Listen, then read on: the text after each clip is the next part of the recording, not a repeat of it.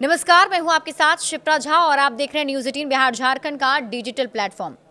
वह आदमी चला गया, नया गरम कोट पहनकर विचार की तरह। सब कुछ होना बचा रहेगा। आकाश धरती को खटखटाता है और दीवार में एक खिड़की रहती थी। जैसी रचनाएं लिखने वाले मशहूर वरिष्ठ कवि और कथाकार विनोद कुमार शुक्ल नहीं रहे।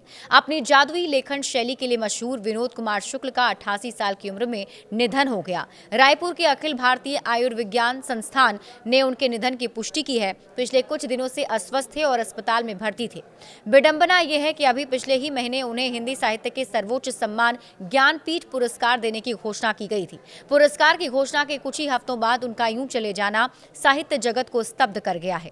1 जनवरी 1937 को छत्तीसगढ़ के राजनांदगांव में जन्मे विनोद कुमार शुक्ल अपने जीवन में ऐसे लेखक के रूप में पहचाने गए जो बहुत धीमे बोलते थे, लेकिन उनकी रचनाएं पाठकों के भीतर गूंजती थी।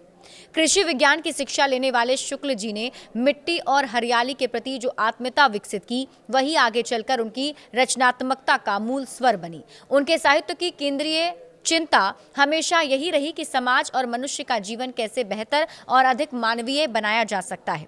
गद और पद का अनूठा संगम शुक्ल जी ने अपनी यात्रा लगभग जय हिंद कविता संग्रह से शुरू की, लेकिन जल्द ही वे हिंदी साहित्य के एक ऐसे स्तंभ बन गए जिन्होंने कविता और कहानी के बीच की धुंधली रेखा को ही मिटा दिया। उनकी काव्य यात्रा की अगर हम बात करें तो वह आदमी चला गया, नया गरम कोट पहनकर विचार की तरह। सब कुछ होना बचा रहेगा और आकाश धरती को खटखटाता है जैसी कृतियों ने हिंदी कविता को एक सात्विक और नया व्याकरण दिया। कथा शिल्प की बात की जाए तो उनके कालजयी उपन्यास नौकरी की कमीज और दीवार में एक खिड़की रहती थी ने गद्य के सौंदर्य बोध को पूरी तरह बदल दिया। पेड़ पर कमरा और महाविद्यालय जैसे कहानी संग्रहों में जब पाठक प्रवेश करता है तो उसे एक ऐसी दुनिया मिलती है जो जितनी साधारण दिखती है उतनी अलौकिक और गहरी है।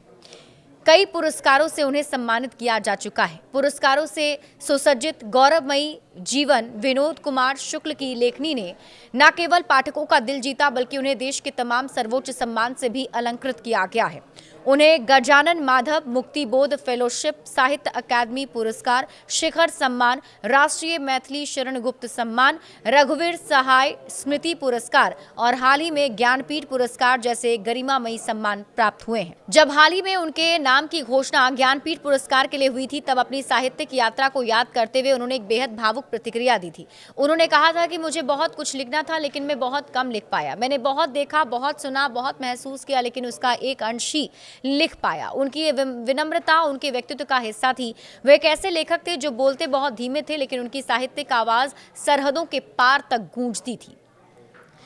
1 जनवरी 1937 को छत्तीसगढ़ के राजनांदगांव में जन्मे विनोद कुमार शुक्ल ने लगभग 9 दशक का लंबा जीवन जिया। उनका लेखन मध्यम वर्गीय और साधारण जीवन की उन छोटी छोटी चीजों के बारे में था जिन्हें अक्सर अनदेखा कर दिया जाता है। उनकी रचनाओं में एक साधारण कमरा, घास का एक टुकड़ा या दीवार में बनी एक खिड़की भी पूरे ब्रह्मांड की तरह खुल जाती थी। आलोचक मानते हैं कि उन्होंने अखबारों में तीखे लेख नहीं लिखे या राजनीतिक बयानबाजी नहीं की, लेकिन उनका कला हमेशा पीड़ित और साधारण मनुष्य के साथ मजबूती से खड़ी रही। साहित्यिक सफर की अगर हम बात करें तो नौकरी की कमीज से वैश्विक पहचान तक उनका पहला कविता संग्रह लगभग जय हिंद 1971 में प्रकाशित हुआ। इसके बाद उनकी कविताओं की एक नई भाषा और बनावट हिंदी जगत में दर्ज हुई। उनके प्रमुख कविता संग्रहों में शामिल है वो आदमी चला गया, नया गरम कोट पहनकर विचार की तरह, सब कुछ होना बचा रहेगा, अतिरिक्त नहीं, आकाश धरती को खटखटाता है। कथा साहित्य में 1979 में आए उनके उपन्यास नौकर की कमीज ने हिंदी उपन्यास की धारा को एक नया मोड़ दिया, जिस पर बाद में मणि कौशल ने एक यादगार फिल्म भी बनाई। इसके अलावा दीवार में एक खिड़की रहती थी, खेलेगा तो देखेंगे और हरी घास की छप्पर वाली झोपड़ी और बौना पहाड़ जैसी रचनाओं ने उनके पाठकों के दिलों में बसा दिया। पेड़ पर कमरा और महाविद्यालय जैसी कहानियों में उन्होंने घरेलू और उपेक्षित जीवन को अद्भुत कथा शिल्प में पिरोया है।